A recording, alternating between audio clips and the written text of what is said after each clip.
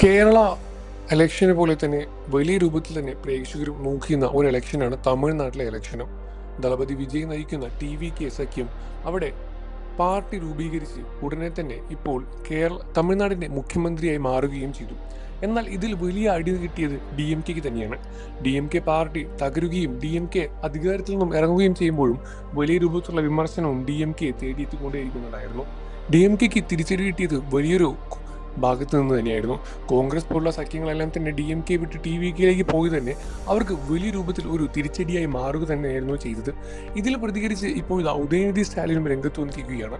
തമിഴ്നാട്ടിൽ നടൻ വിജയുടെ സർക്കാരിനെ കോൺഗ്രസ് പിന്തുണച്ചതിന് പിന്നാലെ കോൺഗ്രസിനെതിരെ കടുത്ത ഭാഷയിൽ വിമർശനം ഉന്നയിച്ചാണ് DMK നേതാവും പ്രതിപക്ഷ നേതാവുമായ ഉദയനിധി സ്റ്റാലിൻ രംഗത്ത് വന്നത്.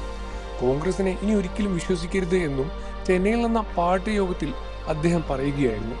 DMK പ്രവർത്തകരുടെയും മുഖ്യമന്ത്രി MK സ്റ്റാലിനുമായിരുന്ന കഠിനാധ്വാനം കൊണ്ടാണ് കോൺഗ്രസിനെ തെരഞ്ഞെടുപ്പിൽ വിജയിപ്പിച്ചത് എന്നും എന്നാൽ അടിസ്ഥാനപരമായ നന്ദിയോ മര്യാദയോ കാണിക്കാൻ അവർ തയ്യാറായില്ല എന്നും ഉദയനിധി സ്റ്റാലിൻ പറയുകയായിരുന്നു.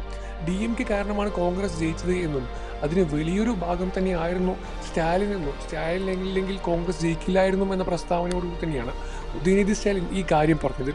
എന്നാൽ ഒരു നന്ദിയോ ഒരു കാര്യമോ പറയാതെ തന്നെ അവർ കൂറുമാറി വിജയുടെ കൂടെ പോയി ചേരുകയായിരുന്നു എന്നാണ് ഉദയനിധി സ്റ്റാലിൻ കൊടുക്കുന്ന വ്യാഖ്യാനം. ഇതിന് നിങ്ങൾ എങ്ങനെ നോക്കിക്കാണുന്നു എന്ന കാര്യം വീഡിയോയ്ക്ക് താഴെ കമൻറ്റ് ചെയ്ത് പറയുക. കോൺഗ്രസ് ചെയ്ത കാര്യങ്ങൾ സത്യമാണോ, കോൺഗ്രസ് ചെയ്തത് ശരിയായ കാര്യമാണോ എന്നും വിജയെ നിങ്ങൾ സപ്പോർട്ട് ചെയ്യുന്നുണ്ടോ എന്നും ഉദയനിധി സ്റ്റാലിൻ പറഞ്ഞ കാര്യങ്ങളെപ്പറ്റി എന്താണ് അഭിപ്രായമെന്നും കമൻറ്റ് ചെയ്ത് പറയാൻ മറക്കരുത് ഫ്രണ്ട്സ്. വാർത്തകളും വിശേഷവും എത്രയും പെട്ടെന്ന് അറിയാൻ നമ്മുടെ വീഡിയോ ലൈക്ക് ചെയ്ത് ചാനൽ സബ്സ്ക്രൈബ് ചെയ്ത് സപ്പോർട്ട് ചെയ്യുക.